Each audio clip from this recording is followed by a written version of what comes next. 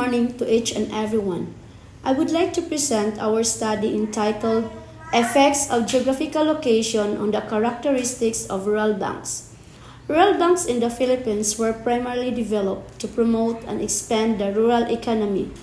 They generally cater to small borrowers, including farmers, entrepreneurs, market vendors, business owners, wage earners, teachers, and cooperatives.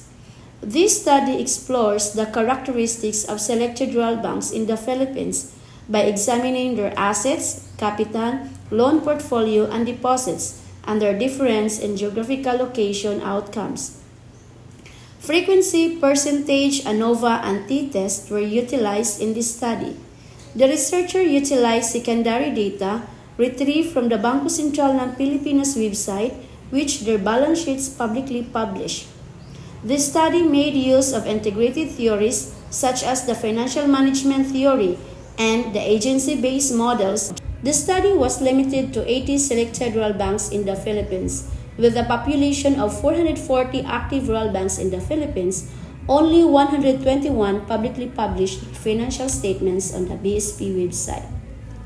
Out of 80 rural banks, 56 or 70% were located in Luzon, 14 or 17.50% in Mindanao, and 10 or 12.5% in the Visayas. Based on the data gathered from the BSP website, it is worth noting that 50% of the banks have declared assets of at least 700 million, and only 5% of the banks claim their assets the lowest between 100 million and 299 million. As can be gleaned from Table 3, most rural banks have capital from less than 100 million to 200 million. However, this capital meets the minimum requirement of BSP for rural banks. Several rural banks have large capitalization from 700 million and above.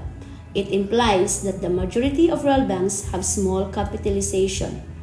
According to Yumo and Ismail and Rahman, that insured banks must have enough capital to cushion for absorbing possible losses or provide funds for its internal needs and expansion. Also, they ensure security for depositors and the depositor insurance system. 5% of rural banks have less than 100 million, 11.3% 100 million to 299 million, and 38.8% have deposits from 700 million and above, which indicates that 31 rural banks have large deposits coming from their customers.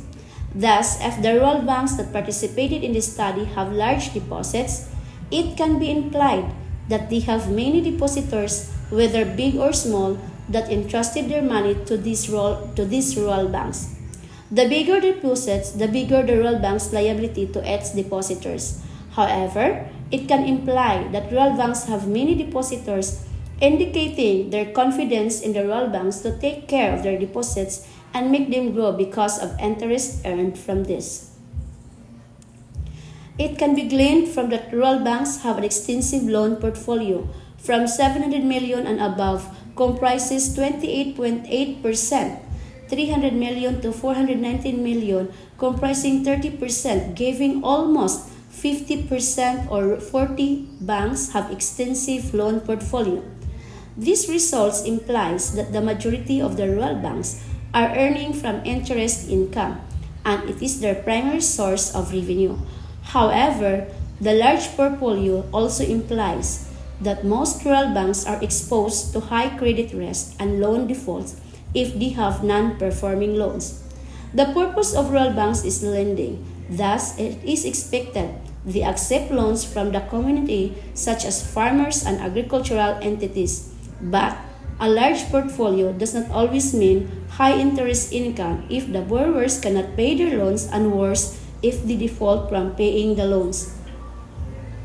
The results of the t-test on the differences among the amounts showed significant differences in the assets, capital, deposits, and loan portfolios of the different banks, with p-value equals 0.014.